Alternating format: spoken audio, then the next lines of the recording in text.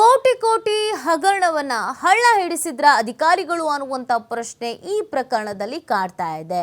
ಅಧಿಕಾರಿಗಳು ಬೇಕು ಅಂತ ಹಗರಣವನ್ನ ಹಳ್ಳ ಹಿಡಿಸಿದ್ರ? ಹಾಗಾದ್ರೆ ಸುಮಾರು 51 ಕೋಟಿ ಹಗರಣ ಇದೆ. ಹೆಸ್ಕಾಂ ಅಧಿಕಾರಿಗಳ ವಿರುದ್ಧ ನಿರ್ಲಕ್ಷ್ಯದ ಆರೋಪ ಇದೀಗ ಕೇಳಿ ಬರ್ತಾ ಇದೆ. ಅಧಿಕಾರಿಗಳ ನಿರ್ಲಕ್ಷ್ಯವೇ ಇದಕ್ಕೆ ಕಾರಣ ಅನ್ನುವಂತ ಆರೋಪ ಇದೆ. ನಕಲಿ ಬಿಲ್ ಅನ್ನು ಸೃಷ್ಟಿಸಿ ಕೋಟಿ ಕೋಟಿ ನುಂಗಿರುವಂತಹ ಗಂಭೀರವಾದಂತಹ ಆರೋಪ. ಈ ಪ್ರಕರಣದಲ್ಲಿ ಭಾಗಿಯಾಗಿದ್ದು 27 ಜನ, ಅಮಾನತು ಆಗಿದ್ದು 5 ಜನ ಮಾತ್ರ. ಇಲಾಖೆವಾರು ವಿಚಾರಣೆ ನಡೆಸಿ 5 ಸಿಬ್ಬಂದಿ ಮಾತ್ರ ಅಮಾನತು ಮಾಡಲಾಗಿದೆ.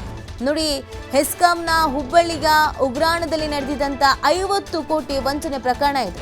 ಲೆಕ್ಕಾಧಿಕಾರಿ ಬೆಂಜಮಿನ್ ಮಸ್ಕರ್ನಸ್, ಸಹಾಯಕ ಲೆಕ್ಕಾಧಿಕಾರಿ US ಉಳ್ಳಾಗಡ್ಡಿ, ಸಹಾಯಕ ಇಂಜಿನಿಯರ್ ವಿಶ್ವನಾಥ ಶಿರಹಟ್ಟಿಮಠ, ವಸಂತಕುಮಾರ್ ರಾಥೋಡ, ಅಂಜನಪ್ಪ ಬಿ ಅಮಾನತು ಮಾಡಿತ್ತು ಹೆಸ್ಕಾಂ.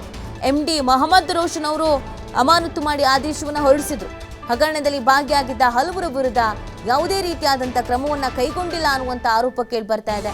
ಕೇವಲ ಕಾಟಾಚಾರಕ್ಕಷ್ಟೇ ಇವರನ್ನ ಅಮಾನತು ಮಾಡಿದ್ದಾರೆ ಅನ್ನುವಂತ ಗಂಭೀರವಾದಂತಹ ಆರೋಪ ಇದು. ನಕಲಿ ಬಿಲ್ ಅನ್ನ ಸೃಷ್ಟಿಸಿ ಕೋಟಿ ಕೋಟಿಯನ್ನ ನುಂಗಿದ್ದಾರೆ. ಆದ್ರೆ ಆ ನುಂಗಿದವರನ್ನ ಬಿಟ್ಟಿದ್ದಾರೆ ಅಂತ ಕಿಡಿಕಾರಲಾಗ್ತಾ ಇದೆ. 51 ಕೋಟಿ ಮರಳಿ ಬರಬೇಕು ಅಂತ ಸಾರ್ವಜನಿಕರು ಇದೀಗ ಆಗ್ರಹಿಸ್ತಾ ಇದ್ದಾರೆ. ಬೇಕು ಅಂತ ಸುಮ್ಮನೆ ಒಂದು ಕೆಲಸದಿಂದ ತೆಗೆದಿದ್ದೀವಿ, ಆಕ್ಷನ್ ಆಗಿದೆ ಅನ್ನೋದು ಗೊತ್ತಾಗಬೇಕು ಅನ್ನುವಂಥ ನಿಟ್ಟಿನಲ್ಲಿ 5 ಜನ ಕೆಲಸದಿಂದ ತೆಗೆದಾಕಿದ್ದಾರೆ. ಆದರೆ ಇದರಲ್ಲಿ ತುಂಬಾ ಜನ ಭಾಗಿಯಾಗಿದ್ರು. ಪ್ರಮುಖವಾಗಿ ಈ ಹಗರಣದಲ್ಲಿ ಭಾಗಿಯಾದವರನ್ನೇ ಇಲ್ಲಿ ತೆಗೆದು ಹಾಕಿಲ್ಲ. ಯಾವುದೇ ರೀತಿಯಾದಂಥ ಆಕ್ಷನ್ ಅನ್ನು ತೆಗೆದುಕೊಂಡಿಲ್ಲ. 51 ಕೋಟಿ ಹಗರಣ ಇದು. ಆದಷ್ಟು ಬೇಗ ಯಾರೆಲ್ಲ ಶಾಮೀಲಾಗಿದ್ರು, ಇನ್ನೂ ಯಾರೆಲ್ಲ ಉಳ್ಕೊಂಡಿದ್ದಾರೆ ಅವ್ರ ವಿರುದ್ಧ ಕ್ರಮ ಆಗಬೇಕು ಮತ್ತು ಆ 51 ಕೋಟಿ ವಾಪಸ್ ತರಬೇಕು ಅಂತ ಸಾರ್ವಜನಿಕರು ಕೇಳ್ತಾ ಇದ್ದಾರೆ. ಉತ್ತರ ಕರ್ನಾಟಕದ ಹೆಬ್ಬಾಗಿಲು, ಗಂಡು ಮೆಟ್ಟಿದ ನಾಡು ಹುಬ್ಬಳ್ಳಿ ಅಂತ ಕರೆಸಿಕೊಳ್ಳಲ್ಪಡುವಂಥ ಒಳ್ಳೆ ಹೆಸರಾಗಿ ಈಗ ಜನರಿಗೆ ಖುಷಿ ಕೊಡುವಂಥ ರೀತಿಯಲ್ಲಿ ಇರತಕ್ಕಂಥದ್ದಲ್ಲಿ ಬಹಳ ದೊಡ್ಡ ಕೈಘಟನೆಯನ್ನು ಈ ಭಾಗದಲ್ಲಿ ಆಗಿದೆ.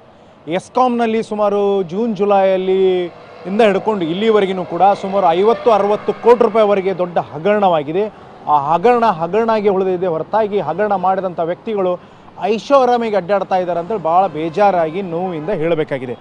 ಏನು ಪ್ರಾಮಾಣಿಕವಾಗಿ ದಕ್ಷವಾಗಿ ಇರತಕ್ಕಂಥ ಇಂಧನ ಸಚಿವರು ಏನು 1 ರೂಪಾಯಿ ಕೂಡ ಎಲ್ಲೂ ಕರ್ನಾಟಕದಲ್ಲಿ ಹಗರಣ ನಡಿಬಾರ್ದು, ಒಳ್ಳೆಯ ಸರ್ಕಾರ, ಗ್ಯಾರಂಟಿಯ ಸರ್ಕಾರ ಅಂತ ಒಂದು ಕಡೆ ಇಂಧನ ಸಚಿವರು ಹೇಳ್ತಾ ಇದ್ದಾರೆ.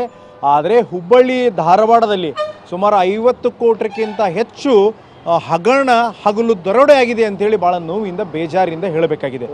ಏನು ಮೇಜರ್ ಆಗಿ ಹುಬ್ಬಳ್ಳಿಯ ಸ್ಟೋರಿನಲ್ಲಿ ಸಾಮಾನುಗಳ ಖರೀದಿಯಲ್ಲಿರ್ಬೋದು ಮತ್ತು ಸಾಮಾನುಗಳು ಹೋಗಿದಾವ ಅನ್ನೋ ಕುಂಟಿ ನೆಪಗಳನ್ನು ಹೇಳಿ ಸುಮಾರು 50-52 ಕೋಟಿ ರೂಪಾಯಿಗಳನ್ನು ಹಗರಣವನ್ನು ಸುಮಾರು ಕೆಲವು ಬೆರಳಂಕಿಗಳು ಇರತಕ್ಕಂಥ 5 ಅಧಿಕಾರಿಗಳು ಮಾಡಿದ್ದಾರೆ ಅಂತೇಳಿ ಭಾಳ ಬೇಜಾರಿಂದ ಹೇಳಬೇಕಾಗಿದೆ. ಕೂಡಲೇ ಎಸ್ಕಾಮಿನ MD ಅವರು ಮಧ್ಯಸ್ಥಿಕೆ ವಹಿಸಿ ಇವ್ರ ಮೇಲೆ FIR ಮಾಡಬೇಕು ಮತ್ತು ಸಂಬಂಧಪಟ್ಟ ಸಚಿವರಾದಂಥ ಇಂಧನ ಸಚಿವರು ಇವ್ರ ಮೇಲೆ ಕ್ರಮ ತಗೊಳ್ಳುವಂಥದ್ದಾಗಬೇಕು. ಅದು 51, 52, 53 ಎಷ್ಟು ಕೋಟಿಗಳಿದೆ ಆ ಕೋಟಿ ಲೆಕ್ಕವನ್ನು ಸರ್ಕಾರಕ್ಕೆ. ಈ ಹಗರಣ ಪ್ರಮುಖವಾಗಿ BJPಯ ಬೊಮ್ಮಾಯಿಯವರು ಮುಖ್ಯಮಂತ್ರಿ ಆದಂಥ ಸಂದರ್ಭದಲ್ಲಿ ಆದಂಥ ಹಗರಣ. ಸಂಪೂರ್ಣವಾಗಿ BJP ಸರ್ಕಾರದ ಅವಧಿಯಲ್ಲಿ ಹೆಸ್ಕಾಂನ ಸ್ಟೋರ್ ವಿಭಾಗದಲ್ಲಿ ಅನೇಕ ಎಲೆಕ್ಟ್ರಿಕಲ್ ಪರಿಕರಗಳನ್ನು ಖರೀದಿ ಮಾಡುವಂಥ ವಿಷಯಕ್ಕೆ ಸಂಬಂಧಪಟ್ಟಂಥ ಆದಂಥ ಪ್ರಕರಣ ಇದಾಗಿದೆ. ತದನಂತರ ಸರ್ಕಾರ ಬದಲಾವಣೆ ಆದಮೇಲೂ ಸಹಿತ ಡಿಸೆಂಬರ್ ತಿಂಗಳಲ್ಲಿ ಕೆಲವು ಬೆರಳೆಣಿಕೆಯಷ್ಟು ಅದರಲ್ಲಿ ಅಕ್ರಮದಲ್ಲಿ ಭಾಗಿಯಾದಂಥವ್ರನ್ನ ಅಮಾನತು ಮಾಡೋದ್ರ ಮೂಲಕ ಹೆಸ್ಕಾಂನ ಹಿರಿಯ ಅಧಿಕಾರಿಗಳು ಪ್ರಕರಣವನ್ನು ಮುಚ್ಚಿ ಹಾಕಲಿಕ್ಕೆ ಮಾಡ್ತಾ ಇರುವಂಥ ಪ್ರಯತ್ನ ಅಂಥೇಳಿ ಸಾರ್ವಜನಿಕವಾಗಿ ಕೇಳಿಬರ್ತಾ ಇರುವಂಥ ಮಾತಾಗಿದೆ ಇದು.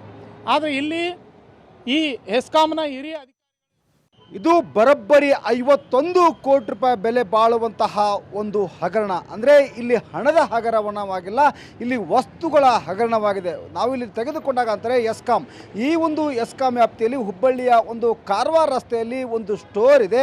ಆ ಸ್ಟೋರ್ನಲ್ಲಿ ಇಲ್ಲಿ ಅಂತಾರೆ ಬರೋಬ್ಬರಿ ಇಲ್ಲಿ 51 ಕೋಟಿ ರೂಪಾಯಿ ಹಗರಣವಾಗಿದೆ. ಈ ಹಗರಣವಾಗಿದ್ದು ಕಳೆದ ಸರ್ಕಾರ ಅಂದರೆ ಬಸವರಾಜ ಬೊಮ್ಮಾಯಿ ಅವರ ಸರ್ಕಾರ ಇದ್ದಾಗ ಏನು ಇಲ್ಲಿ ಮೆಟೀರಿಯಲ್ಗಳ ಸಪ್ಲೈ ಆಯಿತು, ಅಂದರೆ ಟ್ರಾನ್ಸ್ಫಾರ್ಮರ್ ಏನಿದೆ ಆ ಟ್ರಾನ್ಸ್ಫಾರ್ಮರ್ ಟ್ರಾನ್ಸ್ಫಾರ್ಮರ್ ಸೇರಿದಂತೆ ಇಲ್ಲಿ ಎಲೆಕ್ಟ್ರಿಕಲ್ ಸಲಕರಣೆಗಳ ಒಂದು ಹಗರಣವಾಗಿದೆ. ಆ ಹಗರಣದ ಸಂಬಂಧಪಟ್ಟಂಗೆ ಇಲ್ಲಿ ಹಿರಿಯ ಅಧಿಕಾರಿಗಳು ಅಂದರೆ ಎಸ್ಕಾಂ ಅಧಿಕಾರಿಗಳು ಇಲಾಖೆವಾರು ಇಲ್ಲಿ ಅಂತಾರೆ ತನಿಖೆ ಮಾಡಿದರು. ತನಿಖೆ ಮಾಡಿ ಇಲ್ಲಿ ಅಂತಾರೆ 5 ಜನರನ್ನ ಅಮಾನತು ಮಾಡಿದರು.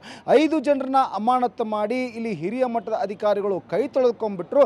ಆದರೆ ಇಲ್ಲಿ ಪ್ರಮುಖವಾಗಿ ಇಲ್ಲಿ ಅಂದರೆ ದೊಡ್ಡ ತಿಮ್ಮಿಂಗಲ್ಲಗಳೇ ಈ ಒಂದು ಪ್ರಕರಣದಲ್ಲಿ ಈ ಒಂದು ಹಗರಣದಲ್ಲಿ ಭಾಗಿಯಾಗಿದ್ದರೆ ಅವರ ವಿರುದ್ಧ ಯಾವುದೇ ರೀತಿಯಾಗಿ ಒಂದು ಆ್ಯಕ್ಷನ್ ಅನ್ನು ಇಲ್ಲಿ ಅಂತಾರೆ ಕ್ರಮವನ್ನು ಇಲ್ಲಿ ಹಿರಿಯ ಅಧಿಕಾರಿಗಳು ತೆಗೆದುಕೊಳ್ಳಲ್ಲ. ಹೀಗಾಗಿ ಸಾಕಷ್ಟು ಈ ಒಂದು ಹಗರಣ ಏನಿದೆ ಅನುಮಾನವನ್ನು ಹುಟ್ಟು ಹಾಕಿದೆ. ಅಷ್ಟೇ ಅಲ್ಲ ಸಹಿತ ಈ ಒಂದು ಸಂಬಂಧಪಟ್ಟಂಗೆ ಏನು 51 ಕೋಟಿ ರೂಪಾಯಿ ಹಗರಣವೇನಿದೆ ಹಗರಣ ಸಂಬಂಧಪಟ್ಟಂಗೆ ಇಲ್ಲಿ FIR ದಾಖಲಾಗಬೇಕಾಗಿತ್ತು. FIR ದಾಖಲಿಸಿದಂತಹ ಹಿರಿಯ ಅಧಿಕಾರಿಗಳು 51 ಕೋಟಿ ರೂಪಾಯಿ ಏನಿದೆ ಆ ಹಣವನ್ನು ಇಲ್ಲಿ ಯಾರು ತಿಂದು ತೆಗೆದಿದ್ದಾರೆ ಆ ತಿಂದು ತೆಗೆದಂತಹ ಅಧಿಕಾರಿಗಳು ಅಂದರೆ ವಸ್ತುಗಳನ್ನು ಆ ಸ್ಟೋರ್ನಲ್ಲಿಯೇ ಆ ವಸ್ತುಗಳು ನಾಪತ್ತೆ ಆಗಿವೆ. ನಕಲಿ ಬಿಲ್ಗಳು ಇಲ್ಲಿ ಅಂತಾರೆ ವರ್ಗಾವಣೆ ಆಗಲಾಗಿವೆ. ಹೀಗಾಗಿ ಆ ನಕಲಿ ಬಿಲ್ಗಳು ಸೃಷ್ಟಿಕರ್ತರು ಏನಾದರೆ ಅವರೆಲ್ಲರ ವಿರುದ್ಧ ಕ್ರಮ ತೆಗೆದುಕೊಳ್ಳಬೇಕಾಗಿತ್ತು. ಮತ್ತು ಅದಲ್ಲದೆ ಇಲ್ಲಿ ಅಂದರೆ 51 ಕೋಟಿ ರೂಪಾಯಿ ಸರ್ಕಾರದ ಬೊಕ್ಕಸಕ್ಕೆ ಏನು ಹಾನಿಯಾಗಿದೆ ನಷ್ಟ ಆಗಿದೆ ಅದನ್ನು ಇಲ್ಲಿದ್ರೆ ಸರ್ಕಾರ ಬೊಕ್ಕಸಕ್ಕೆ ಇಲ್ಲಿ ಮರಳಿ ತುಂಬಿಸುವಂಥ ಕೆಲಸವನ್ನು ಇಲ್ಲಿ ಹಿರಿಯ ಅಧಿಕಾರಿಗಳು ಮಾಡಬೇಕಾಗಿತ್ತು. ಆದರೆ ಇಲ್ಲಿವರೆಗೂ ಡಿಸೆಂಬರ್ 21ಕ್ಕೆ 5 ಜನರನ್ನ ಅಧಿಕಾರಿಗಳನ್ನು ಅಮಾನತು ಮಾಡಿ ಹಿರಿಯ ಮಟ್ಟದ ಅಧಿಕಾರಿಗಳು ಕೈ ತೊಳೆದುಕೊಂಡ್ಬಿಟ್ರು. ಆದರೆ ಈ ಸಂಬಂಧಪಟ್ಟಂಗೆ FIRನೂ ಸಹ ಇಲ್ಲಿ ಮಾಡಲಿಲ್ಲ. ಈಗ ಅಂತಂದರೆ FIR ಮಾಡಲು ಮುಂದಾಗಿಲ್ಲ. ಈ ಸಂಬಂಧಪಟ್ಟಂಗೆ ಹಿರಿಯ ಮಟ್ಟದ ಅಧಿಕಾರಿಗಳಾಗಲಿ ಸರ್ಕಾರ ಆಗಲಿ ಎಚ್ಚೆತ್ತುಕೊಳ್ಳಬೇಕಾಗಿತ್ತು. ಯಾಕೆಂದರೆ ಇಂಧನ ಇಲಾಖೆ ಸಚಿವರು ಈ ಬಗ್ಗೆ ಎಚ್ಚೆತ್ತುಕೊಳ್ಬೇಕು, ಕಣ್ಣು ತೆರೆದು ನೋಡಬೇಕು. ಒಂದಲ್ಲ ಎರಡಲ್ಲ ಬರೋಬ್ಬರಿ 51 ಕೋಟಿ ರೂಪಾಯಿ ಇಲ್ಲಿ ಹಗರಣವಾಗಿದೆ. ಇಂತಹ ದೊಡ್ಡ ಮಟ್ಟದ ಹಗರಣವನ್ನು ಇಲ್ಲಿ ಅಂತಾರೆ ತನಿಖೆಯನ್ನೇ ಹಳ್ಳ ಹಿಡಿಸುವಂಥ ಕೆಲಸ ಆಗ್ತಾ ಇದೆ. ಇಲ್ಲಿ ಕೇವಲ ಅಂದರೆ ಸಣ್ಣ ಪುಟ್ಟ ಅಧಿಕಾರಿಗಳೆಲ್ಲ ಹಿರಿಯ ಮಟ್ಟದ ಅಧಿಕಾರಿಗಳೇ ಇದರಲ್ಲಿ ಭಾಗಿಯಾಗಿದ್ದಾರೆ. ಯಾಕೆಂದರೆ ಇಲ್ಲಿ ಅಮಾನತು ಮಾಡಿ 2 ತಿಂಗಳು ಕಳೆಯುತ್ತಾ ಬಂದಿದೆ. ಇಲಾಖೆ ಕಳೆದ 6 ತಿಂಗಳಿಂದ ಇಲ್ಲಂದರೆ ಇಲಾಖೆ ವಿಚಾರಣೆ ಆಗಿದೆ. ಇಲಾಖೆ ವಿಚಾರಣೆಗೆ 5 ಜನರನ್ನ ಅಮಾನತು ಮಾಡಿ ಈಗ 2 ತಿಂಗಳು ಕಳೆಯುತ್ತಾ ಬಂದಿದೆ. ಆದರೂ ಸಹಿತ ಇಲ್ಲಿ ಅಂತಾರೆ ಯಾರು ಇನ್ನೂ 27 ಜನ ಇದ್ದರೆ ಅವ್ರ ಮೇಲೆ ಕ್ರಮ ತೆಗೆದುಕೊಳ್ಳುವಂತಹ ಕೆಲಸವನ್ನಾಗಿಲ್ಲ. ಇನ್ನೊಂದು ಕಡೆ ಅಂದರೆ ಕೆಲವೊಂದಿಷ್ಟು ಕಂಪನಿಗಳು ಅಂದರೆ ಇಲ್ಲೇನು ಟ್ರಾನ್ಸ್ಫಾರ್ಮರ್ ಸೇರಿದಂತೆ ಏನು ಎಲೆಕ್ಟ್ರಿಕಲ್ ಸಲಕರಣೆಗಳನ್ನ ಏನು ಇಲ್ಲಿ ಅಂತಂದರೆ ಮಾರಾಟ ಮಾಡಿದ ಬಿಲ್లుಗಳೇನಿವೆ ಇಲ್ಲಿ ಯಾವುದೇ ರೀತಿಯಂಥ ಮಾರಾಟ ಮಾಡದೆ ನಕಲಿ ಬಿಲ್ಲುಗಳನ್ನು ಇಲ್ಲಿ ಅಂತಾರೆ ಸೃಷ್ಟಿ ಮಾಡಲಿಕ್ಕೆ ಕೆಲವೊಂದಿಷ್ಟು ಕಂಪನಿಗಳು ಈ ಅಧಿಕಾರಿಗಳ ಜೊತೆ ಕೈ ಜೋಡಿಸಿದರೆ ಅವರ ವಿರುದ್ಧವೂ ಸಹ ಇಲ್ಲಿ ಕ್ರಮ ತೆಗೆದುಕೊಳ್ಳುವಂತಹ ಕೆಲಸವನ್ನು ಇಲ್ಲಿ ಹಿರಿಯ ಮಟ್ಟದ ಅಧಿಕಾರಿಗಳು ಮಾಡಬೇಕು. ಒಂದೆಡೆ ಇಲ್ಲಿ ಹಿರಿಯ ಮಟ್ಟದ ಅಧಿಕಾರಿಗಳು ಮಾಡದೇ ಇದ್ದರೆ ಹುಬ್ಬಳ್ಳಿ ಜನರ ಆಗ್ರಹವಿಷ್ಟೇ, ಹುಬ್ಬಳ್ಳಿ ಜನರು ಸೇರಿದಂತೆ ಉತ್ತರ ಕರ್ನಾಟಕದ ಜನರ ಆಗ್ರಹವಿಷ್ಟೇ.